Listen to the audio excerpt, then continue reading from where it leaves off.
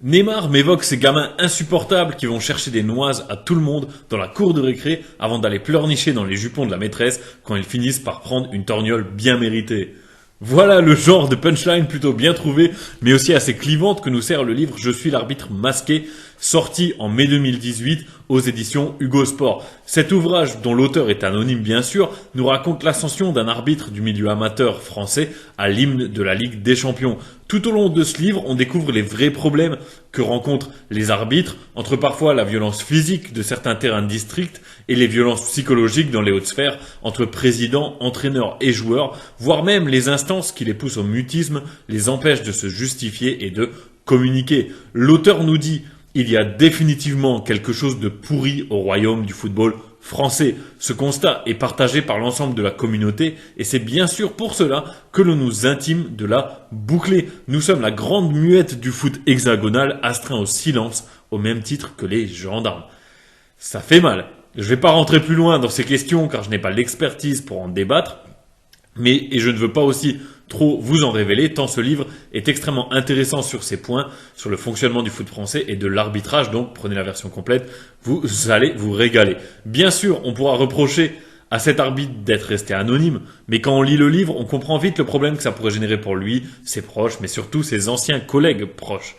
Il se pourrait que ce soit Lannoy, voire Varela, mais ma théorie personnelle est que ce sont 2 ou 3 arbitres qui ont confié leurs histoires à un journaliste qui lui les a compilés et parsemés de quelques faits non concordants pour sécuriser l'anonymat des auteurs. Au cours de ce livre, et on arrive là au cœur de cette vidéo, l'auteur ne manque pas de savoir-faire quand il s'agit de manier les mots pour décrire le royaume du foot français et européen. Il nous donne aussi beaucoup d'anecdotes et de jugements sur des joueurs, coachs ou présidents. En voilà quelques morceaux choisis, mais si vous voulez pleinement en profiter, achetez bien sûr le livre complet. Mon anecdote préférée, que vous voyez déjà défiler à l'écran, ne va pas plaire aux Lyonnais. Il déclare lors d'un passage sur l'influence de l'argent dans les instances françaises « Il n'empêche qu'il ne fait pas bon de contrarier nos têtes couronnées. Certains de mes copains ont eu le malheur de se montrer un peu trop implacables avec l'OL et n'ont curieusement pas remis les pieds dans le Rhône pendant très longtemps. » Ça fait quand même mal, c'est assez révélateur. Au sujet du président Aulas, il reconnaît son intelligence et son talent de gestion bien sûr, mais c'est aussi que le Lyonnais est prêt à tout pour voir son club vaincre. Voilà la deuxième anecdote. Avant un match crucial pour la 3e place qualificative pour la Ligue des Champions, je le rencontre dans les couloirs du Parc OL et il m'interpelle. N'oubliez pas que vous arbitrez un match à 20 millions d'euros. Je me contente de sourire en retour, sachant bien que ce n'est que le début du florilège. L'arbitre masqué parlera pas mal de l'OL en distribuant les bons points à Gonalon par exemple et en s'en prenant à Fekir et à Lacazette. La dégradation des mentalités a parfois tendance à s'indexer sur la longueur des articles que l'équipe consacre aux supposés futurs stars.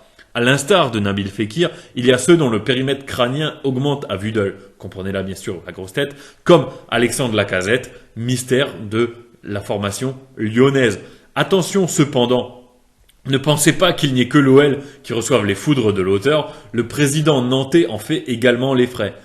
Valdemar Kita appartient à cette catégorie de dirigeants qui sont la hantise du corps arbitral. Toujours prompt à se plaindre et à ergoter dès que l'on ne siffle pas à sa convenance. Il semble en revanche ne pas avoir été moins assidu aux cours de gestion sportive, comme en atteste la délicate posture de ses protégés.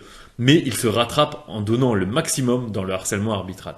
Autant dire là qu'il tacle sévère, carton rouge pour Kita, c'est clair, qui est traité comme un pâle disciple du président rhodanien. Au niveau des coachs, il salue la classe de Bielsa et de Laurent Blanc, mais ne manque pas d'égratigner René Girard, qui est absolument incorruptible et intenable, mais aussi le nouvel entraîneur de l'OL, qui ne l'était pas bien sûr au moment de la sortie du livre. Garcia, c'est la synthèse de tous nos cauchemars. Il n'arrête jamais. Et plus sa carrière a pris de l'ampleur, plus il est devenu insupportable. C'est un peu le Nabil Fekir du banc de touche, constamment occupé à critiquer et à récriminer. Au niveau des joueurs, on comprend là, encore une fois, son désamour pour Fekir, mais il apprécie par exemple beaucoup Lloris, Mavouba ou Radamel Falcao. Hatem Ben Arfa, lui, cependant, ne semble pas être non plus son ami. Il déclare à son sujet « Une pleureuse infernale qui passe son temps à réclamer et à gueuler. S'il perd un ballon, ça ne peut de toute façon pas être de sa faute. Même ses coéquipiers en prennent plein la gueule et sont excédés. Un vrai gamin pourri gâté qui chouine quand il n'a pas ce qu'il veut. Drame de la starification précoce sur un caractère fragile. » Il parle aussi de la gestion de certains joueurs particuliers, dans un rôle d'arbitre bien sûr, comme Zlatan ou Ronaldinho, qui s'avèrent être de grands champions dans leur comportement, même si le Suédois n'aura pas manqué de péter un câble contre l'arbitrage français.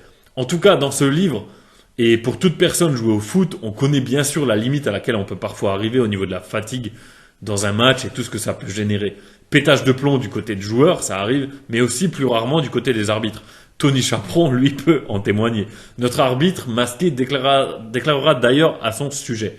Tony n'a rien d'un cinglé. Il est tout de même docteur en sciences politiques et diplôme en sociologie du sport. Pas exactement le profil de l'abruti incontrôlable. Voilà, on le comprend très bien. C'est forcément pas facile d'être arbitre de nos jours, comme c'est pas facile d'être joueur pro, donc il faut parfois être indulgent sur certains excès, même si celui de Tony Chaperon restera dans la légende. Et c'est là aussi un point qui est souvent soulevé dans le livre, c'est que on ne se souvient que des arbitres, bien sûr, par leurs grosses erreurs. L'auteur, en tout cas, nous en dit long sur la condition d'arbitre, sans toujours excuser les torts de lui-même et de ses collègues. Il met en exergue un monde pourri par la politique et les jeux de pouvoir entre fédérations, ligues, directions techniques, UEFA, FIFA, etc. C'est un peu comme partout. Les arbitres semblent avoir peu d'alliés et sont obligés par leur direction de garder le silence, pas de dialogue possible. Même s'ils semblent avoir une certaine compréhension avec les joueurs, ou plutôt une solidarité en tant qu'acteurs du terrain, les hommes en noir doivent bien aussi faire face aux journalistes. Tant certains semblent mesurés, comme Grégoire Margoton souligné par l'auteur, d'autres ne sont guère appréciés par notre arbitre masqué, comme Paganelli et surtout le chroniqueur du CFC. Pierre Ménez, l'artilleur en chef, ne va pas rater une si belle occasion d'y aller de son refrain favori. « Je suis nul », cela va sans dire, « comme toutes les semaines », précise-t-il. Enfin, chacun son métier. Moi, je suis payé pour arbitrer, et lui, pour expliquer aux gens que les arbitres sont nuls. Ce sont deux professions différentes.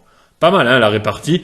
Pierre Ménez a semblé s'en émouvoir de ses critiques sur les réseaux sociaux, mais celui qui a la critique facile doit aussi accepter, à mon avis, un certain retour de la profession qu'il a tendance à plutôt maltraiter. Pour finir, je peux que vous recommander ce livre chaudement pour ceux dont le fond intéressera, à savoir les difficultés, mais aussi l'attrait de la profession d'arbitre, de comprendre une partie des arcanes du système footballistique français, etc. C'est très très très intéressant. Mais il conviendra aussi, je pense, à ceux qui raffolent d'anecdotes sur la Ligue 1 et sur les aventures d'un homme en Europe. En tout cas, le livre devrait être dispo chez votre libraire préféré, ou si vous voulez le commander en ligne, je vous mets un lien en description et en commentaire épinglé de cette vidéo. J'espère en tout cas les amis que ce format vous aura plu et vous aura donné envie de lire ce livre ou tout simplement d'en savoir plus sur l'arbitrage. Honnêtement, de mon côté, j'ai vraiment hâte d'en apprendre encore plus. Même j'ai revu certaines règles grâce à ce livre, c'était pas mal. Moi qui ai tendance, je pense, comme beaucoup d'entre vous, à ne parler que des arbitres lorsque ça ne va pas, lorsqu'ils font des supposées erreurs contre mon club de cœur. N'hésitez pas en tout cas à mettre un pouce vers le haut et à vous abonner si ce genre de contenu vous intéresse. Il y en a toujours plus sur ma chaîne. Il me reste à vous souhaiter une excellente journée. Prenez soin de vous. C'était Fatalbox. Ciao, ciao.